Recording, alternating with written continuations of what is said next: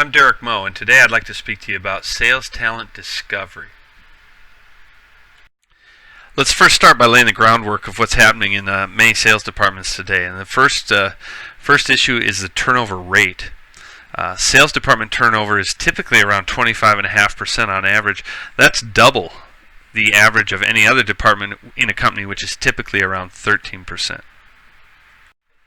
The cost of turnover within a sales department is a hot topic.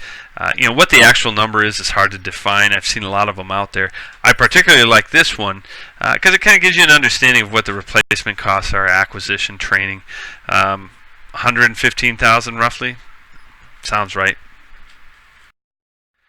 So we have this sales department cost to turnover, high turnover ratio, and now we come to the X factor that's going to change a lot of things, and that's millennials.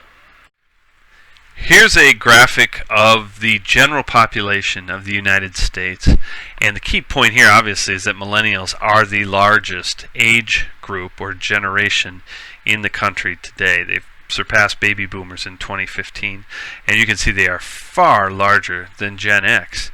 What that means is as the baby boomers retire and exit the workplace at a rate of around 10,000 a day presently, the millennials are going to have to move into leadership roles at a much faster pace than any previous generations, simply because the Gen X generation is so much smaller. There's just not enough bodies to cover the needs, so the millennials will be moving up quick.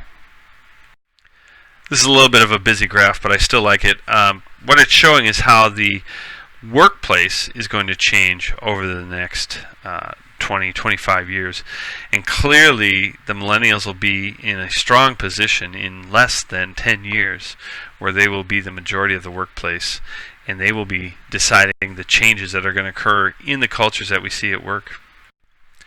So one generation handing off the baton to the next generation is something that's gone on since time immemorial. But what is different this time is the mindset of the millennials that is going to be taking over the baton. One of the things that's really changed, I think, is that their mindset about work and what's important about work is going to be something completely new. And you can see from this slide that they're looking at corporate culture and citizenship and what these companies are doing in a charitable vein as a big determinant of what they want to do and what's important to them, whereas compensation or salary is a smaller piece of the pie for sure at this point. I still say that as time goes on, babies, marriages, houses with mortgages, car payments, these are all things that tend to skew that mindset a bit as they settle into their work careers. But this is still something of interest.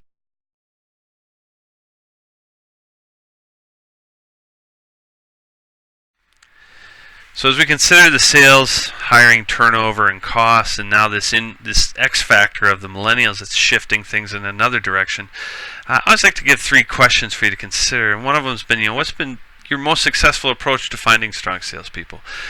Changes are afoot. Many things are going on, and would certainly enjoy hearing what's worked for you or what's been a new twist to what you're doing.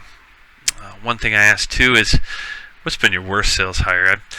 Everybody, and I mean everybody in 15 years, has a sales hiring horror story. I say the hardest hire to do within any company is to find strong salespeople and to identify them and get them on your sales team. Hardest job, hardest hire there is.